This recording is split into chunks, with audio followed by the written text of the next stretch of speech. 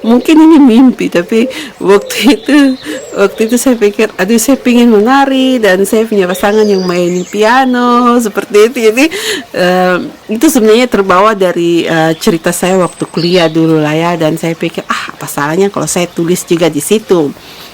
Nah kemudian, nah ini yang nanti teman-teman pasti bertanya-tanya, kok minta bule kah tidak, kok minta bule teman-teman.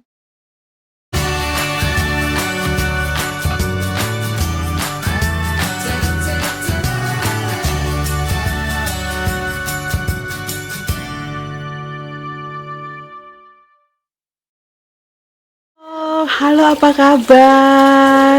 Jumpa lagi dengan saya Carol di Escape UK. Dengan ini si Nona. Nona say hi. So teman-teman, kalau kemarin saya tunjukin mawarnya saya yang wangi itu. Nah sekarang ini teman-teman lihat nih. Ini iris ya. Saya pernah tunjukin satu jenis iris, bukan satu jenis iris, ya satu jenis tetapi dengan warna yang berbeda waktu mulai masuk musim semi. Teman-teman bisa lihat di yang romantic getaway, salah satu waktu saya kunjungi salah satu National Trust lah ya. Nah ini jenis iris yang lainnya dan dia lebih tinggi. Awalnya waktu saya beli ini untuk tanam lah ya, bawangnya itu saya bilang, wah ini kok modelnya beda dari yang saya pikirkan, tapi ternyata cantik ya teman-teman. Coba lihat nih.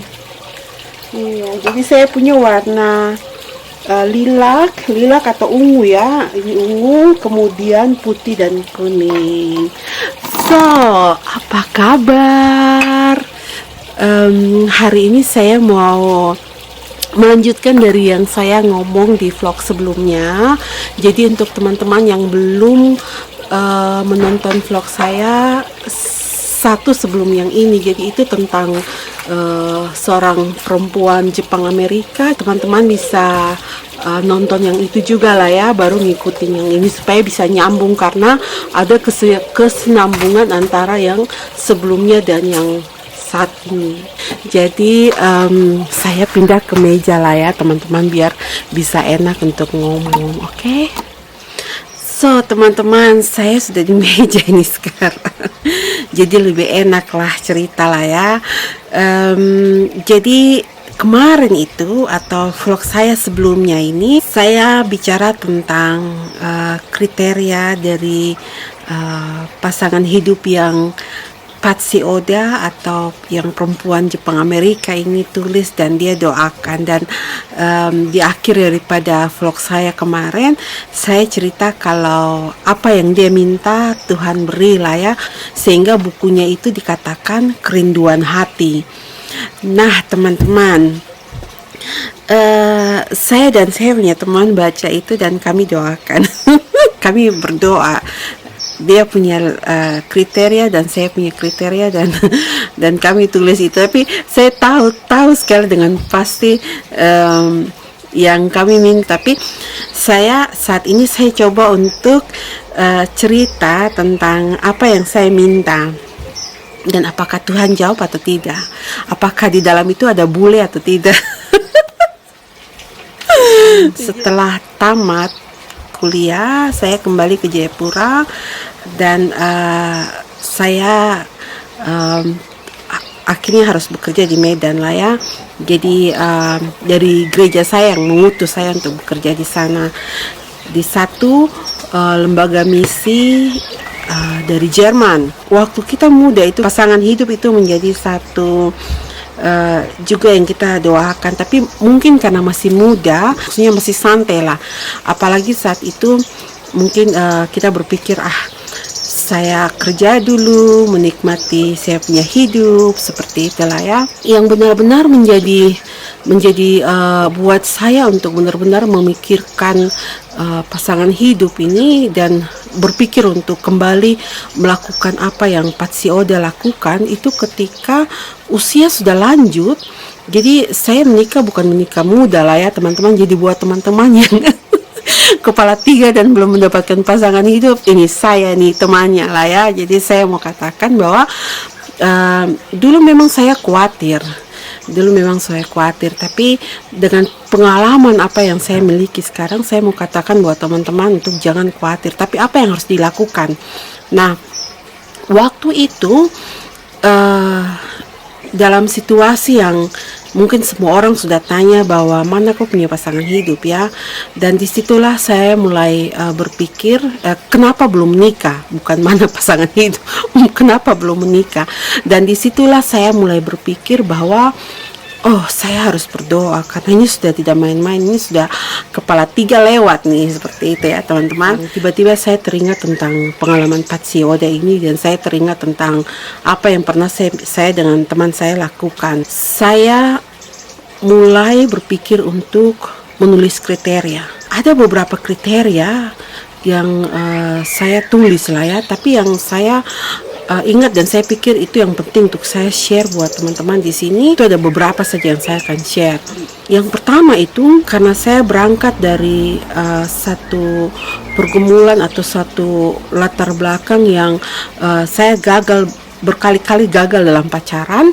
Jadi saya berdoa untuk seseorang yang waktu itu saya bilang sama Tuhan begini, Tuhan, terlalu dalam sekali luka ini. Maksudnya kenapa tidak memberikan saya satu orang yang bisa datang dengan dia punya obat merah, obat untuk luka ya, obat merah itu untuk benar-benar menyembuhkan dan mengeringkan luka yang ada di dalam ini. Jadi saya meminta untuk seseorang yang penuh dengan cinta kasih, yang sabar, yang bukan datang untuk menambah luka lagi, tetapi datang untuk mengobati luka yang ada. Itu yang pertama.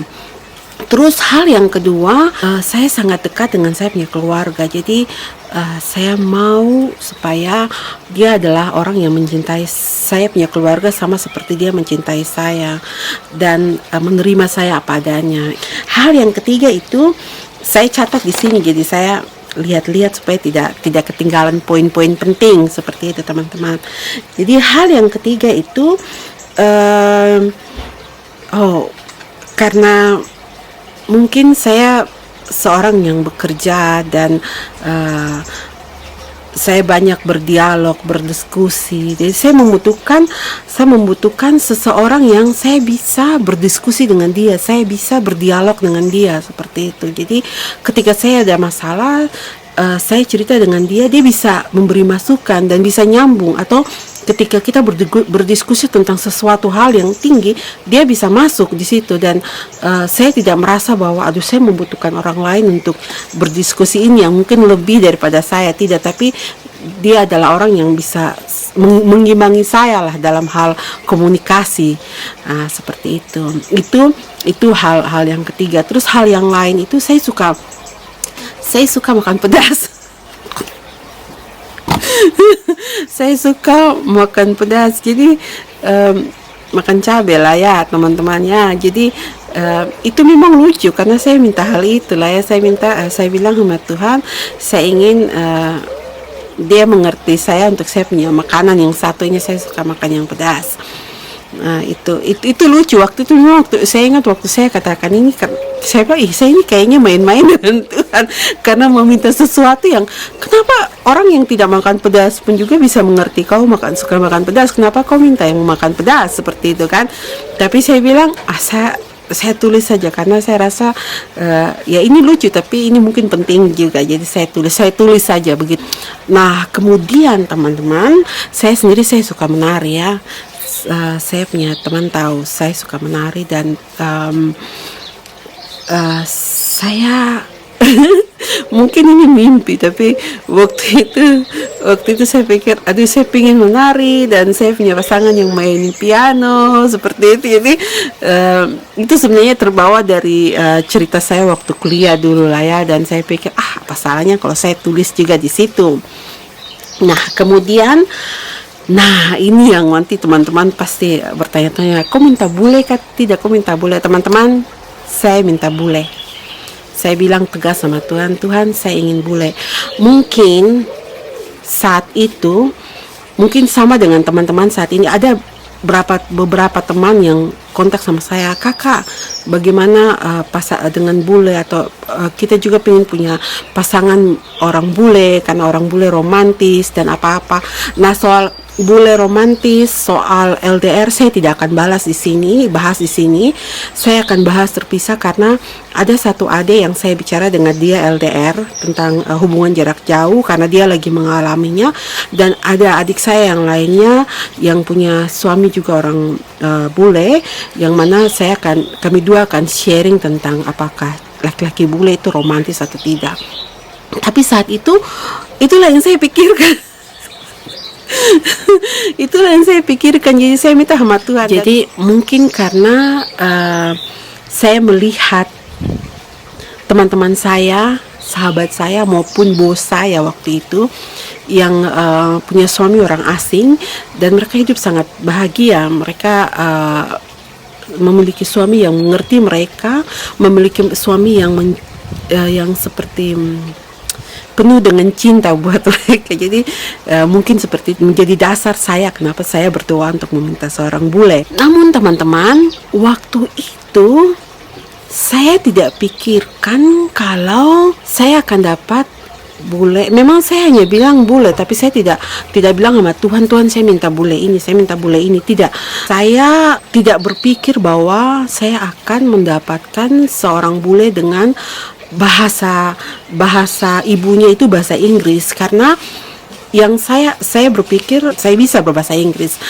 Jadi saya pingin bule yang bukan dari negara yang berkomunikasi dengan bahasa Inggris. Dan juga saat itu karena saya bekerja di lembaga misi Jerman, jadi saya pikir mungkin saya akan bertemu dengan orang Jerman atau orang di daerah sekitar Jerman, negara sekitar Jerman, karena saya naik pesawat, kalau ada pertemuan di sana saya naik pesawat dan bertemu dengan orang-orang itulah ya.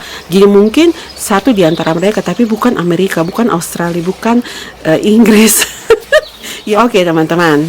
Jadi itu saya punya cerita, itu saya punya kriteria. Ada kriteria lain, tapi yang inilah yang saya menjelaskan buat teman-teman bahwa saat itu saya doakan, saat itu saya meminta, dan saat itu menjadi satu kerinduan hati saya seperti Patsioda itu ya teman-teman. Jadi hari ini saat saya mempersiapkan vlog ini, karena saya intinya seperti ini teman-teman, saya rasa saya terberkati dengan saya punya rumah tangga lah ya, dengan saya punya hubungan cinta dengan saya punya suami dari kami pacaran sampai sekarang. Jadi saya ingin sekali ada sesuatu yang bisa saya bagikan untuk teman-teman, untuk adik-adik yang bergumul untuk pasangan hidup mereka, yang bisa menguatkan, menjadi semangat bahwa itu bisa terjadi buat saya, maksudnya itu bisa terjadi buat Kak Carol ya. Tentu saya juga bisa karena saya juga berdoa dan saya meminta kepada Tuhan. Nah, waktu saya siapkan bagian ini hari ini, sebelum saya rekam lah ya, satu teman saya di Salatiga, dia berbicara, dia masukin vlognya, nanti saya kasih masuk linknya supaya teman-teman bisa lihat. Dia berbicara tentang kuasa dari perkataan kita. Jadi saya melihat bahwa itu ada koneksi di mana kita meminta, kita katakan, dan kita beriman. Itulah yang terjadi. Apa yang kita katakan, apa yang kita ucapkan, itu akan terjadi.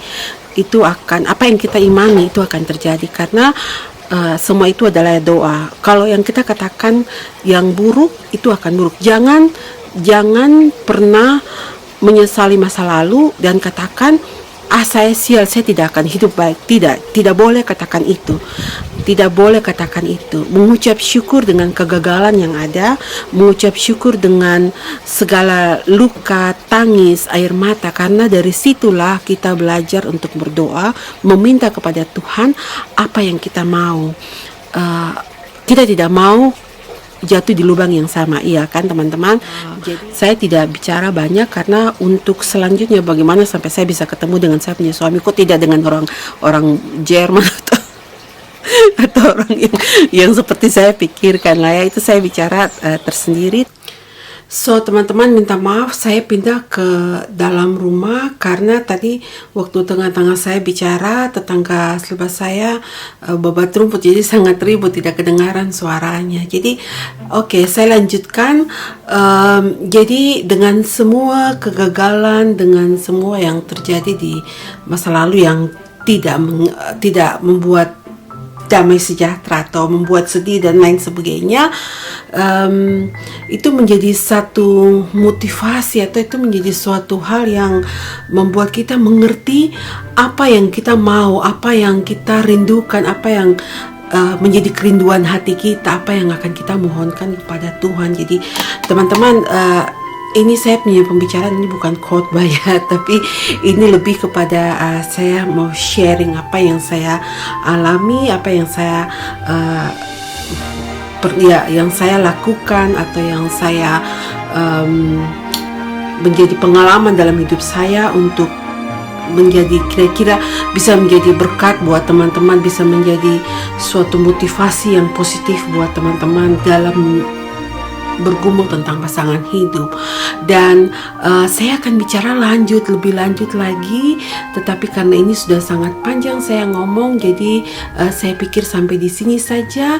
Dan terima kasih untuk saat ini. Sampai jumpa di vlog berikutnya.